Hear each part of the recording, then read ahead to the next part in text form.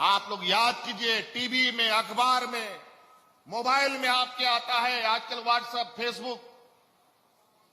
कई राज्यों में लोग ऐसे मरे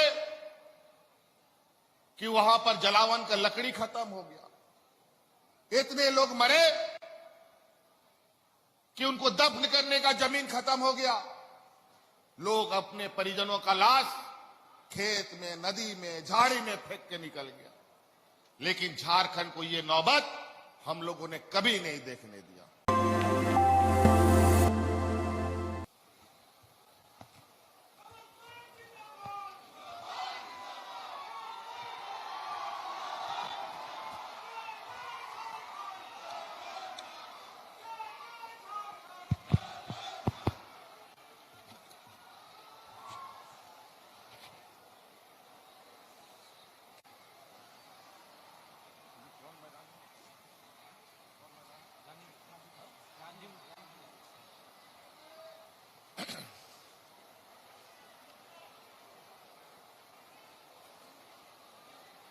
आज यहां हजारीबाग जिले के इस गांधी मैदान में आयोजित हजारीबाग प्रमंडल के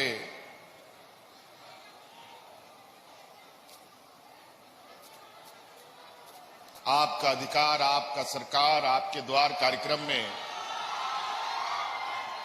हमारे साथ मंच पर उपस्थित हमारे सहयोगी मंत्रीगण, हमारे विधायकगण, यहां उपस्थित विधायिकागण, यहां उपस्थित पलामू प्रमंडल के सभी उपायुक्त, पुलिस अधीक्षक, सभी पदाधिकारीगण, यहां उपस्थित जेएमएम, कांग्रेस, आरजेडी महागठबंधन के सभी सम्मानित जनप्रतिनिधिगण और विशेषकर यहां उपस्थित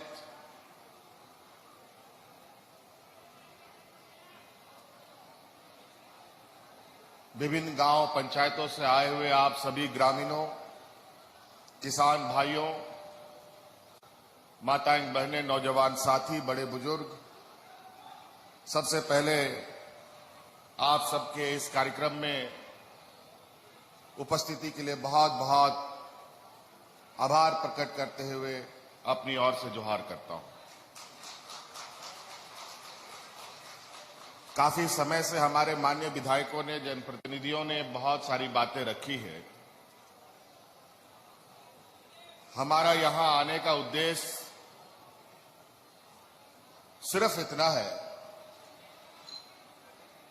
कि जो कार्यक्रम हमने विगत राज्य स्थापना दिवस से प्रारंभ किया है, सरकार आपके द्वार कार्यक्रम, जो पंचायतों में ये कार्यक्रम आयोजित है वो कैसा चल रहा है, और निश्चित रूप से विगत 20 वर्षों में जो चीजें नहीं हुई हैं,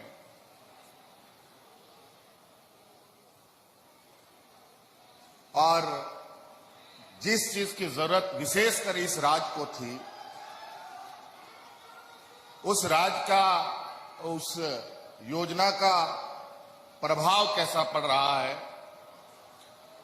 इसको लगातार देखते रहना, उसको मॉनिटरिंग करना जरूरी होता है। मुझे जानकारी प्राप्त हुई है, ये पांचों प्रमंडल मिला के लगभग 2.5 लाख से अधिक शिकायतें पदाधिकारियों को दिए गए। 2.5 लाख से अधिक शिकायतें आई हैं, और ये बताते हुए मुझे काफी हर्ष हो रहा है कि उन 2.5 लाख में 2,20,000 लगभग एप्लीकेशन का निष्पादन कर दिया गया है। और ये समस्या का समाधान जो आप महीनों पंचायतों से प्रखंड आकर के जिला आकर के नहीं हो पाता था, वो अब सभी आपके दरवाजे में, आपके पंचायत में हो रहा है। सरकारी योजनाओं के बारे में बहुत सारे माननीय सदस्यों ने कहा है। ये योजनाएं तो अभी हम लोगों ने धरातल पर उतारा है। अभी ये कैसा चल रहा है इसका हम लोग जायजा ले रहे हैं, और उसके बाद हमारी जो लक्ष्य है, जिस उद्देश्य के साथ ये सरकार योजना बना रही है, उस योजना का असर आपके और ग्रामीण क्षेत्रों में दिखना चाहिए।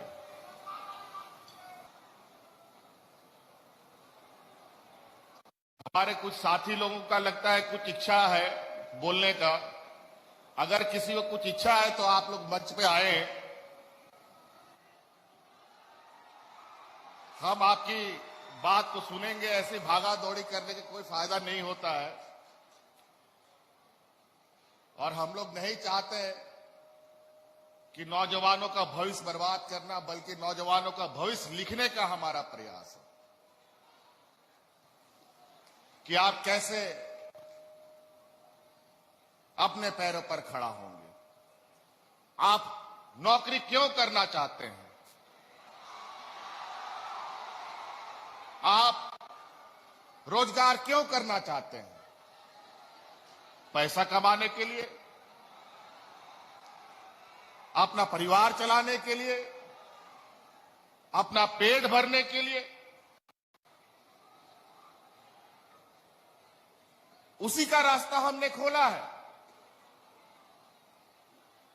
आप आइए सरकार के पास, सरकार को आप अपना हाथ दीजिए। सरकार की गारंटी है कि आपको एक रोजगार जरूर हाथ में देके भेजेगी।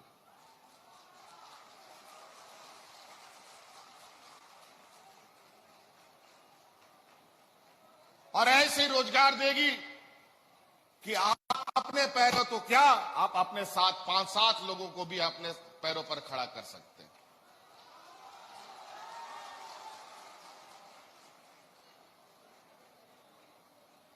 मुझे बहुत खुशी है, मैं कई ऐसे कार्यक्रमों में मुझे जाने का मौका मिला। कई महिला, कई नौजवानों ने सरकार के सहयोग से इतनी खूबसूरत योजनाएं ली है, और उन्होंने इतना हमें प्रसन्न किया है। इस कार्यक्रम के बाद इन सभी चीजों का मैं आकलन कर रहा हूं, किन किन प्रमंडलों में, किन किन जिलों में हमारे किसानों का, हमारे नौजवानों का, हमारे महिलाओं का क्या उत्साह दिख रहा है, और उस उत्साह को हम आने वाला समय में सम्मानित करने का भी काम करेंगे।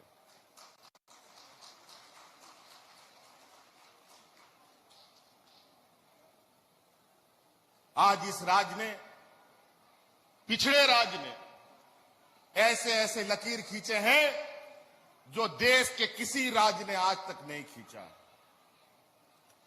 आज इस राज्य के हमारे गरीब गुरुआ आदिवासी भाइयों को उच्च स्तरीय शिक्षा ग्रहण करने के लिए विदेशों में जाने से वंचित होना पड़ता था। हम लोगों ने 20 सालों में पहली बार सरकार के करोड़ों रुपए के खर्च से मुफ्त में विदेशों में पढ़ने के लिए 6-6 बच्चों को भेजने का काम किया। और ये उत्साह देख करके पहले तो हमें डर लगा कि कोई आएगा नहीं, हमारा ये योजना स्वीकृत हो नहीं पाएगा। लेकिन शायद उन बच्चों का किस्मत लिखना था, और हमने निर्णय लिया है कि अब इसका दायरा हम और भी बढ़ाएंगे, और भी वर्गों के अंदर इसको ले जाने का काम करेंगे। झारखंड का हर एक वर्ग के नौजवान उच्च शिक्षा के लिए विदेशों में जा पाएंगे। आज उसी तरीके से झारखंड जैसा पिछड़ा राज्य जहां अपना पेट पालने के लिए यहां लोग परेशान रहते हैं, कोरोना काल में झारखंड के ऑक्सीजन से पूरा देश का लोग सांस लिया है।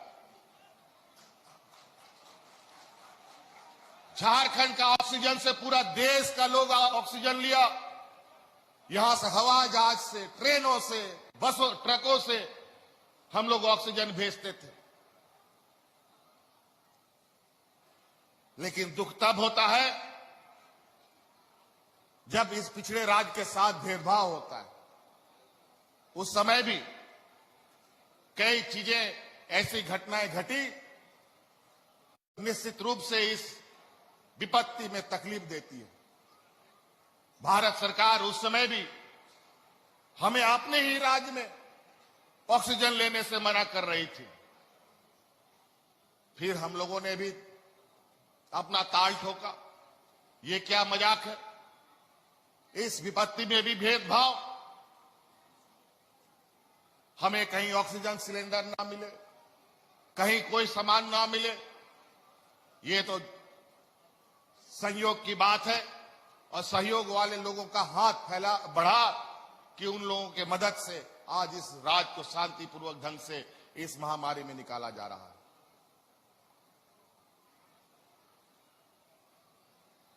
गरीब और पिछड़ा राज्य है। ऐसी महामारी, ऐसा लॉकडाउन जैसे घटनाएं गरीबों के लिए बहुत पीड़ादायक होती है। अमीरों के लिए, पैसे वालों के लिए ऐसी महामारी का असर नहीं पड़ता। वो महीनों सालों तक अपने घर में बैठ के खा सकते हैं। लेकिन मजदूर अगर एक दिन कुदाली लेके नहीं जाएगा तो उसका चूल्हा भी नहीं जलता है। और ऐसी स्थिति में पूर्व की सरकार में आपने देखा होगा, लोग राशन कार्ड ले लेकर के भूख से मर गया था। लोग भाग भाग चिल्लाते लोग मर गया, दर्जनों लोग। लेकिन इस महामारी में भी आपकी इस सरकार ने और हमारी महिला बहनों ने उन एक भी मजदूरों को यहां पर मरने नहीं दिया। मुफ्त में महीनों तक खाना खिलाने का काम किया। कौन करता है? अपनी जान की परवाह ना करके ये लोग घरों से बाहर निकल करके किसको खाना दे रहा है पता नहीं। मरीज है कि रोगी है कि कोरोना लेके घूम रहा है वो व्यक्ति। और यहां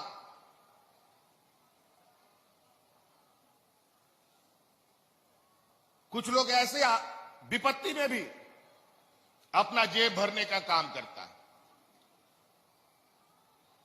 कुछ शरारती तत्व भी ऐसे खड़े रहते हैं जो लोग, जिनको अच्छा काम नहीं आता है। आप लोग याद कीजिए, टीवी में, अखबार में, मोबाइल में आपके आता है आजकल व्हाट्सएप, फेसबुक।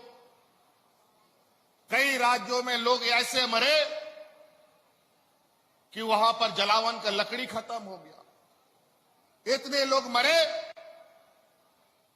कि उनको दफन करने का जमीन खत्म हो गया। लोग अपने परिजनों का लाश खेत में, नदी में, झाड़ी में फेंक के निकल गया।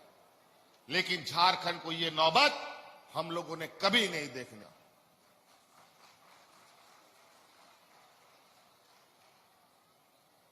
और उन्हीं झूठे वादों आश्वासन पर अपने लोग पीठ थपथपाते। हमने प्रधानमंत्री जी से कहा था कि हमारे राज्य में गरीबों की संख्या अपार है। हमारे लिए बीपीएल कार्ड बढ़ाया जाए, राशन कार्ड बढ़ाया जाए। हमारे बूढ़े बुजुर्ग असहाय को, गरीबों को पेंशन का मदद दिया जाए, उसको यूनिवर्सल किया जाए, जिससे हम सभी को आच्छादित कर पाए। लेकिन कोई संज्ञान नहीं लिया गया। लेकिन हम जानते थे ये राज आंदोलन का उपज है। जीवन भर हक अधिकार की लड़ाई लड़ते लड़ते लोगों ने अपना पीढ़ी दर पीढ़ी पार कर दिया। बेचारा खेत खलियान भी छूट गया, नौकरी चाकरी भी छूट गया। इसलिए हमने एक ऐसी योजना बनाई जो देश में पहला योजना है कि अब इस राज्य में हर एक बूढ़े बुजुर्ग को सम्मान के साथ पेंशन दिया जाएगा। हर एक विधवा महिला को पेंशन दिया जाएगा, हर एक दिव्यांग को पैसा दिया जाएगा और हर एक वो महिला जो अकेले रहती है, जिसने शादी नहीं किया या उसका पुरुष छोड़ दिया है, उसको भी हम लोग पेंशन देने का काम करेंगे।